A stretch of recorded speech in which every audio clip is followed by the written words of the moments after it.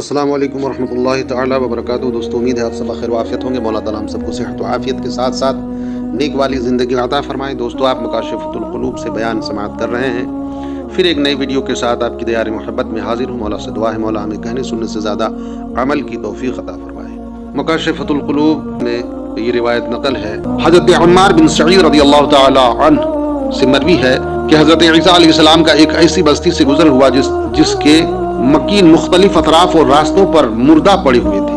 آپ نے اپنے حواریوں سے فرمایا، یہ لوگ اللہ تعالیٰ کی ناراضگی کا شکار ہیں، ورنہ انہیں ضرور دفن کیا جاتا۔ حواریوں نے عرض کی، ہم چاہتے ہیں کہ ہمیں ان کی حالات کا پتہ چل جائے۔ حضرت عیسیٰ علیہ السلام نے رب تعالیٰ سے دعا مانگی تو رب ذوالجلال نے فرمایا، جب رات آ جائے تو ان سے پوچھنا، یہ اپنی ہلاکت کا سبب بتائیں گے۔ جب رات ہوئی، حضرت عیسیٰ علیہ السلام نے کہا، اے بستی والو، ایک آواز آئی، لبیک یا روح اللہ۔ آپ نے پوچھا، تمہاری یہ حالت کیوں ہے اور اس عذاب کی نزول کا باعث کیا ہے؟ جواب آیا، ہم نے عافیت کی زندگی گزاری اور جہنم کے مستحق قرار پائے، اس لیے کہ ہم دنیا سے محبت رکھتے تھے اور گنہگاروں کی پیروی کیا کرتے تھے۔ آپ نے پوچھا، تمہیں دنیا سے کیسی محبت تھی؟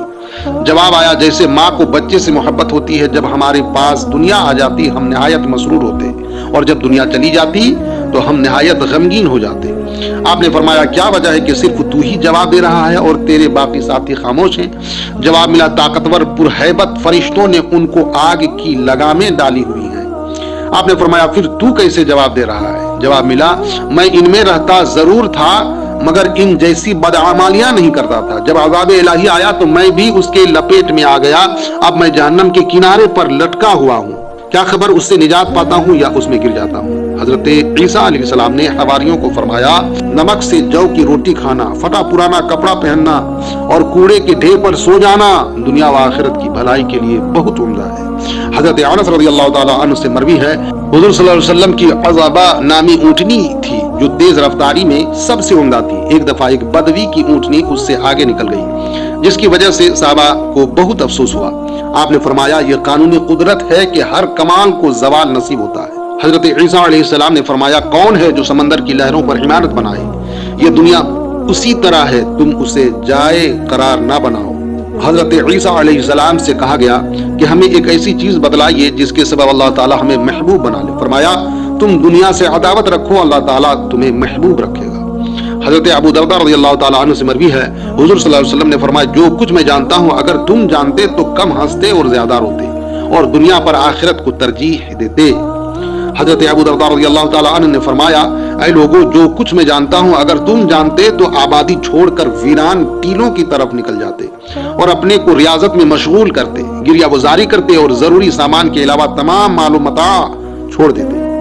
لیکن دنیا تمہارے اعمال کے مالک بن گئی ہے اور دنیا کی امیدوں نے تمہارے دل سے آخرت کی یاد مٹا کر رکھ دی ہے اور تم اس کے لیے جاہلوں کی طرح سرگردہ ہو۔ تم میں سے بعض لوگ جانوروں سے بھی بدتر ہیں جو اپنی خواہشات میں اندھے بن کر انجام کی فکر نہیں کرتے۔ تم سب دینی بھائی ہوتے ہوئے ایک دوسرے سے محبت نہیں کرتے ہو اور نہ ہی ایک دوسرے کو نصیحت کرتے ہو۔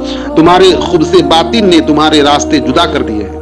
اگر تم صراط مستقیم پر چلتے تو ضرور باہم محبت کرتے۔ تم دنیاوی امور میں تو باہم مشورے کرتے ہو مگر آخرت کے امور میں مشورہ نہیں کرتے، اور تم اس ذات سے محبت نہیں رکھتے جو تمہیں محبوب رکھتا ہے اور تمہیں آخرت کی بھلائی کی طرف لے جانا چاہتا ہے۔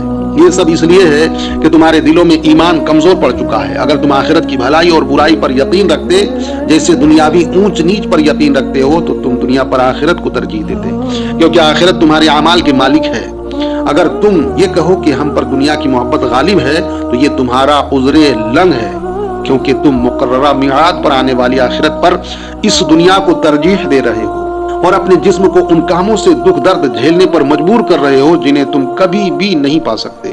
تم بڑے ناہنجار ہو، تم ایمان کی حقیقت کو پہچانتے ہی نہیں۔ تو ہمارے پاس آؤ، ہم تمہاری ایسے نور کی طرف رہنمائی کریں گے جس سے تمہارے دل مطمئن ہو جائیں گے۔ بخدا تم کم عقلی کا بہانہ بنا کر جان نہیں چھڑا سکتے، کیونکہ دنیاوی امور میں تم صاحب الرائے ہو اور انہیں بخوبی سر انجام دے رہے ہو۔ تمہیں کیا ہو گیا ہے؟ تم معمولی سی دنیا پر خوش ہو جاتے ہو اور معمولی سے دنیاوی نقصان پر انتہائی رنجیدہ ہو جاتے ہو۔ تمہارے چہرے اور زبانیں دکھ کی مظہر ہیں اور تم اسے مصیبت کہتے ہو، اور تم دنیا پر گناہوں سے آلودہ زندگی بسر کرتے ہو اور دین کے اکثر احکامات کو نظر انداز کر دیتے ہو، اور اس سے نہ تمہارے چہروں پر شکن آتی ہے اور نہ ہی تمہاری حالت میں کوئی تغیر پیدا ہوتا ہے۔ ऐसा मालूम होता है जैसे अल्लाह ताला तुमसे बरी हो, तुम बाहम मोहब्बत रखते हो, मगर अल्लाह ताला के हुजूर हाजिरी को अपनी बदआमालियों की वजह से बहुत बुरा समझते हो। तुम खाइन बन गए और उम्मीदों के पीछे दौड़ने लगे और मौत का इंतजार खत्म कर दिया।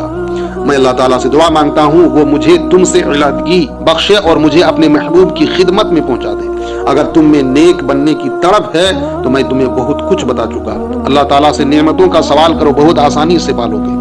हजरत ईसा अलैहिस्सलाम ने अपने हवारियों से फरमाया, जिस तरह दुनियादार दुनिया की चाहत में मामूली से दीन पर राजी हैं, तुम भी दीन की सलामती के लिए मामूली सी दुनिया पर राजी हो जाओ। मौला ताला से दुआ है, मौला ताला इन सारी बातों में जो अच्छी बातें हैं, नेक बातें हैं, उन बातों पर हमें अमल की तौफीक अता फरमाए, बुरे अमाल और अफ़ाल से बचाए। मौला आप सबको दुनिया व आखिरत की तमाम तर भलाइयाँ नसीब करे। मौला हम सबको जालिमों, हासिदों, मक्कारों, धोखेबाजों, चोरों, ज़नाकारों, शराबखोरों, चुगलखोरों, बदनजरों से महफूज रखे, बिलखुसूस शैतान के शर से महफूज रखे। मेरे वीडियोस देखने सुनने के लिए तहे दिल से शुक्रिया, जज़ाकल्लाह। मेरे साथ जुड़े रहें, मौला ताला हम सब का हामी व नासिर हो। इंशाअल्लाह हयात बाकी रही तो फिर एक नई वीडियो के साथ हाजिर आऊंगा। इस तरह की दीनी और अच्छी वीडियोस बर वक्त पाने के लिए मुझे फेसबुक, इंस्टाग्राम और टेलीग्राम में फॉलो करें। मेरे यूट्यूब चैनल रूहानी ग़िज़ा को सब्सक्राइब करें, बेल आइकन ऑल पर प्रेस करें। खुदा हाफिज़, फी अमानिल्लाह। अस्सलामु अलैकुम व रहमतुल्लाहि तआला व बरकातहू।